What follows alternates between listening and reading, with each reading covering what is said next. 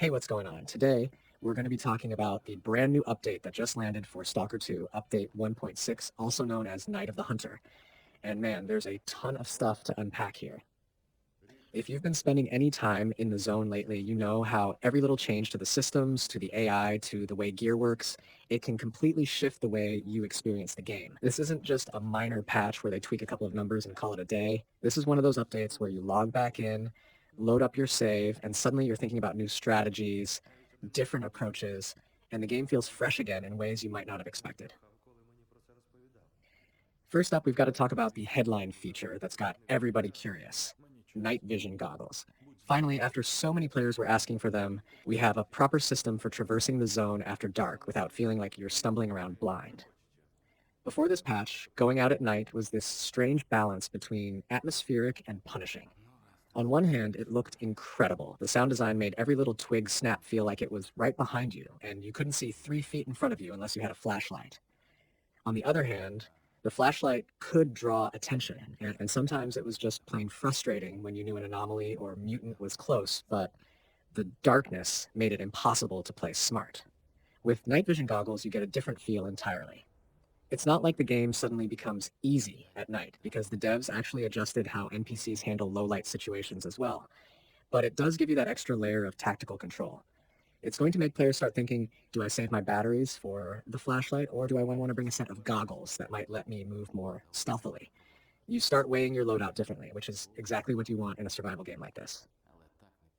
Speaking of NPCs, another huge thing that came with this update is how they've been rebalanced when it comes to night vision. In the past, NPCs kind of had this supernatural awareness, even when it didn't make much sense, and that could break immersion. Now they're operating with more realistic limitations. So you don't get those cheap moments where you're crouching in the shadows and somehow an enemy across the field instantly locks onto you. At the same time, when they're equipped with certain gear, they can see just as well as you. So it levels the playing field in a way that makes encounters fair, but still tense. That mix of realism and fairness is what makes Stalker stand out compared to a more straightforward shooter. But the night vision goggles, and NPC tweaks aren't the only flashy additions here. We also got a brand new anomaly called the Fireball, and this is one of those things that instantly changes the way you think about exploration. Every anomaly in Stalker is designed to keep you on your toes, to remind you that the zone itself is as dangerous as any human enemy or mutant. The Fireball anomaly is particularly nasty because it forces you to respect your spectators even more than before. It's bright, it's deadly, and it's unpredictable. That means new artifact possibilities, new strategies for navigating areas where fireballs spawn, and just more tension in general when you're trekking through zones you thought you already knew. You can almost feel the devs saying, yeah, you thought you were comfortable in that stretch of road. Let's see how you handle this now. Another change that feels small on paper but actually has some big implications is that NPCs can now loot mutants. That might not sound huge at first, but think about how many times you've been in the zone, taken down a mutant, and then gone about your business. Now, NPCs in the world have a reason to interact with the same kills you do, and that makes the environment feel more alive.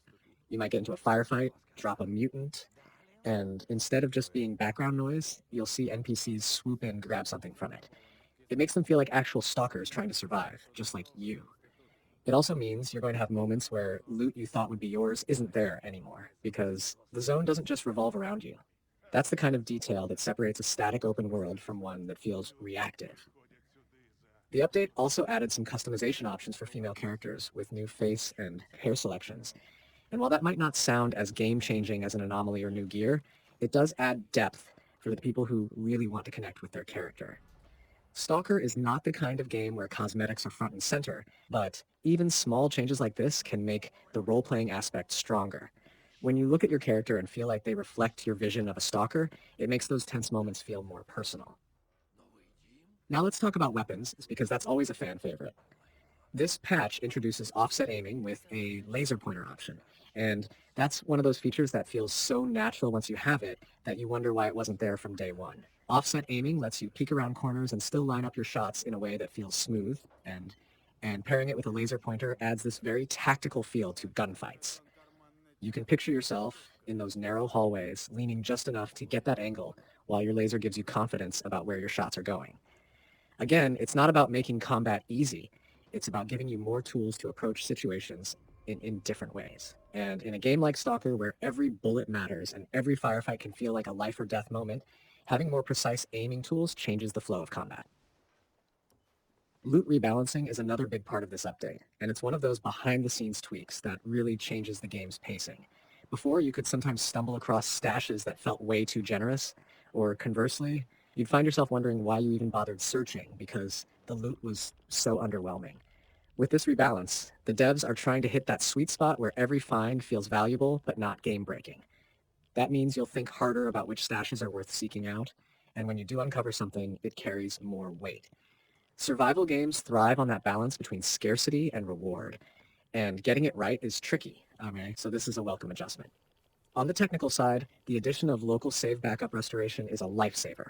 Anyone who's spent dozens of hours in the zone knows the pain of a corrupted save or some unexpected bug wiping out progress. Now you've got a safety net. It's not flashy, it's not going to show up in highlight reels, but it's the kind of quality of life feature that keeps players from rage quitting. It's basically the devs saying, we respect your time, and that's something every player appreciates. Another small but meaningful update is the new auto lean disable option in the control settings. Stalker's controls can be pretty nuanced, especially with all the crouching, leaning, aiming, and gear management you do in tense situations. Having auto lean on sometimes messed with player intent, like when the system decided you should lean when you didn't want to. Now you get to decide if that feature helps you or hinders you, which is exactly how options should work. More control in the hands of the player is always better. And what I love about this patch overall is how it balances flashy new features with subtle but impactful tweaks. On the surface, you've got cool stuff like night vision goggles and fireball anomalies, which are easy to talk about and show off. But beneath that, there's all this fine-tuning that makes the experience smoother.